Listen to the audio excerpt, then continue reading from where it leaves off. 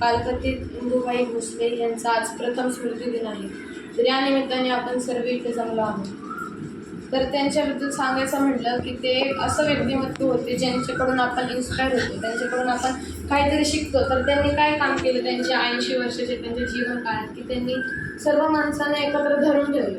आता आपण अगरबत्ती मेणबत्ती का लावतो? काहीतरी रिप्रेझेंट करायला. तर ते काय रिप्रेझेंट करतं की आपल्या माणसाचं जीवन असं असतं अगरबत्तीप्रमाणे.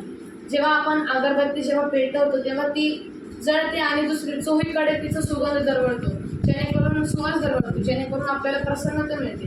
तसंच आमच्या आजीचं पण व्यक्तिमत्व होतं. त्यांनी त्यांच्या जीवन काळात सगळीकडे त्यांचा सुगंध दरवळला. कशाचा? माणुसकीचा. आता आपण मोठे मोठे जसं होत चाललो, जसं मोठे मोठे काळात आता आपण हे म्हणजे मोबाईलच्या काळात शिरलो, आपण माणसं धरायला विसरलो.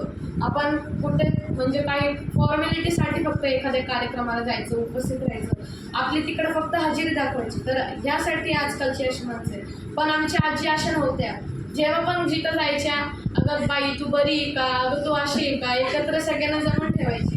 आम्ही जेव्हा पण त्यांच्याकडे जायचो तेव्हा ते आम्हाला म्हणजे इथंच म्हणायचे, अरे बाबू राहणार, अरे बाबू राहणार, जरा जेवण जाणार. सगळ्यांना असं ते एकदम जवळ असं म्हणजे बांधून ठेवायचे. तर आज आपण सर्व भोसले कुटुंब आपण इथं आहोत. त्यांच्या स्मृतीस आपण त्यांना श्रद्धांजली आदरांजली व्हायला इथं जमलो आहोत. तर मी एवढंच बोलतो आणि माझ्या भोसले कुटुंबाकडून माझ्या आजीला श्रद्धांजली वाहतो.